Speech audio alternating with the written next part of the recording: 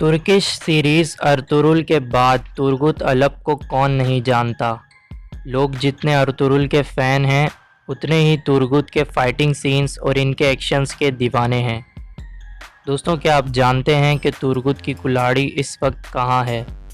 کیا آپ جانتے ہیں کہ تورگت نے پہلے ارطغرل کے سپاہیوں کی قیادت کی، پھر ارطغرل کے بیٹے عثمان غازی کے سپاہیوں کے سپہ سالار رہے، اور پھر عثمان کے بیٹے اورحان غازی کے بیٹے کی فوجوں کے سپہ سالار رہے۔ غازی ارطغرل کی قبر کے باہر جو قبر تورگت کے نام سے ہے وہ اصل میں ان کی نہیں ہے۔ دوستوں، تورگت سن 1200 میں پیدا ہوئے۔ تورگت الپ غازی ارطغرل کے سب سے زیادہ وفادار دوست اور مددگار تھے۔ تورگت الپ سلطنت عثمانیہ کے سب سے مشہور جنگجوؤں میں سے ایک تھے۔ دوستوں، ان کا کلاڑا بہت مشہور تھا۔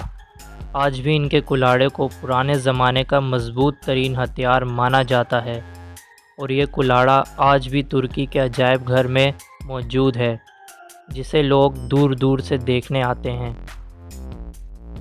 تورگت الپ کا ایک ہی بیٹا تھا جس کا نام الیاس بے تھا۔ 1281 میں جب ارطغرل غازی کی وفات ہوئی تو تورگت الپ نے ارطغرل کے بیٹے عثمان، جو سلطنت عثمانیہ کے بانی تھے، ان کی حمایت جاری رکھی۔ پہلی عثمانی فتح میں اور اس کے بعد بہت سی فتوحات میں تورگت الپ عثمان کے ساتھ تھے۔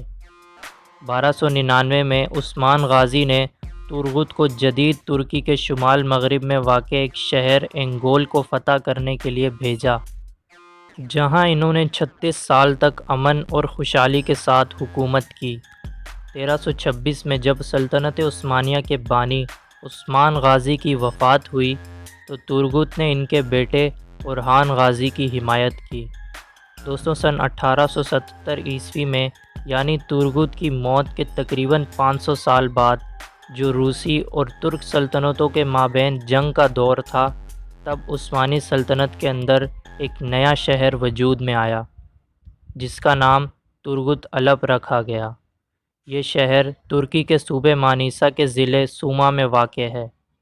دوستوں، تورگت الپ ایک مشہور جنگ میں 125 سال کی عمر میں شہید ہوئے، اور اس وقت ان کی مشہور کلاڑی ان کے ہاتھ میں تھی۔